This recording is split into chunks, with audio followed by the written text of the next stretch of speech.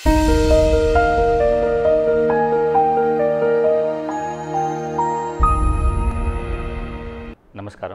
నా పేరు డాక్టర్ కొండమిడి ధీరజ్. నేను consultant head and neck onco surgeon, Kamineni hospitals, LB Nagar. ఈరోజు మనం నోటి క్యాన్సర్, ఓరల్ క్యావిటీ క్యాన్సర్ గురించి కొన్ని ముఖ్య అంశాలు డిస్కస్ చేద్దాం. డేటా ప్రకారం ఓరల్ క్యావిటీ క్యాన్సర్ అంటే నోటి క్యాన్సర్ మన దేశంలో మగవాళ్ళల్లో మోస్ట్ కామన్ క్యాన్సర్, ఆడవాళ్ళల్లో 4th ప్లేస్లో ఉంది.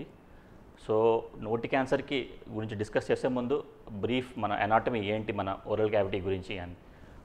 నోరు అంటే ఓరల్ క్యావిటీలో ముందుగా పెదవులు, లిప్స్, లోపల బక్కల్ మీకోసా, దాని తర్వాత ఈ చిగుర్లు, బక్కోజింజివల్ కాంప్లెక్స్ అంటాం, దాని తర్వాత మ్యాక్సిలరీ ఆల్వియోలస్, కింద ఈ మ్యాండిబులర్ ఆల్వియోలస్, దాని తర్వాత హార్డ్ ప్యాలెట్ అండ్ దాని టంగ్లో మళ్ళీ ముందు పక్క అంటే యాంటీరియర్ 2/3, వెనక పక్క పోస్టీరియర్ 1/3, టంగ్ నాలిక కింద ఫ్లోర్ ఆఫ్ మౌత్. ఇవి మెయిన్ కాంపోనెంట్స్ మన ఓరల్ క్యావిటీలో.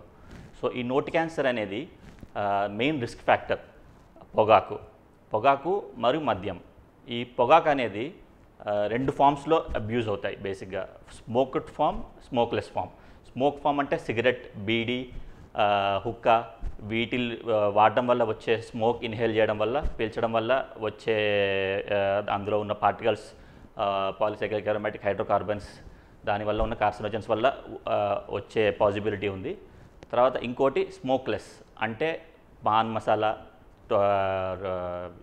కైని, జర్దా, ఇవి పౌడర్డ్ ఫామ్లో ఎక్కువసేపు నోట్లో పెట్టుకోవడం వల్ల వాటి నుంచి రిలీజ్ అయ్యే హైడ్రోకార్బన్స్ వల్ల పాసిబిలిటీ ఉంటుంది క్యాన్సర్ రావడం. సో ఈ నోటి క్యాన్సర్ మెయిన్ సిమ్టమెటాలజీ ఏంటి అంటే నోట్లో పుండ్లు అవుతాయి, అల్సర్స్.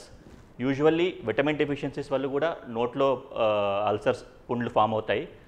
అలాంటి అల్సర్స్ ఏదైతే ఉన్నాయో అవి యూజువల్లీ 5 to 7 days లేకపోతే మ్యాక్సిమం 1 weekలో అవి హీల్ అయిపోతాయి.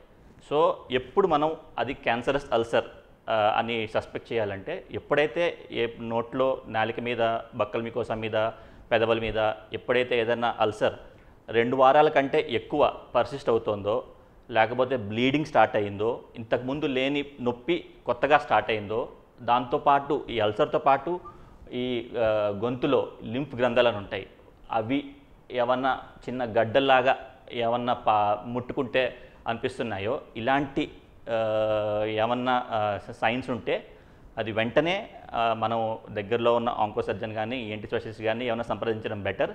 సో ఇన్ కేస్ ఒకవేళ మనం ఏదైతే పుండు ఉందో అది మనం క్యాన్సరస్ అని సస్పెక్ట్ చేస్తే ఫస్ట్ చేయాల్సిన పని ఏంటంటే బయాప్సీ అంటే ముఖ పరీక్ష. ఏదైతే అల్సర్ ఉందో ఆ అల్సర్ నుండి ఒక చిన్న టిష్యూ తీసి దాన్ని టెస్టింగ్కి పంపిస్తాం. ఆ టెస్ట్లో అది క్యాన్సర్ అంటే స్క్వెమస్ సెల్ కార్సినోమా అని నిర్ధారితం అయితే అప్పుడు నెక్స్ట్ దాన్ని మనం స్టేజ్ చేస్తాం. అంటే అది అర్లీ క్యాన్సరా లేకపోతే అడ్వాన్స్డ్ క్యాన్సరా అని. అర్లీ క్యాన్సర్ యూజువల్లీ ఎక్కడైతే పుండ్ అయిందో అక్కడే ఉంటుంది. ఒకవేళ అడ్వాన్స్డ్ క్యాన్సర్ అయితే చర్మం మీదకి పాకడం, సోకడం కానీ, లేకపోతే ఈ దవడ ఈ బోన్లోకి వెళ్ళడం కానీ, ఎప్పుడైతే ఈ 2 మెయిన్ అవుతాయో వాటిని అడ్వాన్స్డ్ క్యాన్సర్స్ అంటాం. దాంతోపాటు ఈ నెక్లో ఏదైతే లింఫ్ నోడ్స్, మెడలో ఏదైతే లింఫ్ నోడ్స్ ఉంటాయో వాటికి స్ప్రెడ్ అయినప్పుడు కూడా అది advance stage oral cavity cancer అంటాం, అంటే stage 3, stage 4. Usually early stage cancer అయితే మోస్ట్లీ సర్జరీతో మనం ఆప్టిమమ్ రిజల్ట్స్ అప్టైన్ అవ్వచ్చు. సో సర్జరీ తర్వాత 80% ఆఫ్ కేసెస్లో రేడియేషన్ అవసరం ఉండకపోవచ్చు. ఇన్ కేస్ కొన్ని మైనర్ సాఫ్ట్ క్రైటీరియా ఉంటే అప్పుడు అలాంటి కేసులోనే రేడియోథెరపీ అడ్వైస్ చేస్తాం. అడ్వాన్స్ స్టేజ్లో కొంచెం మేజర్ సర్జరీ చేయాల్సి వస్తుంది.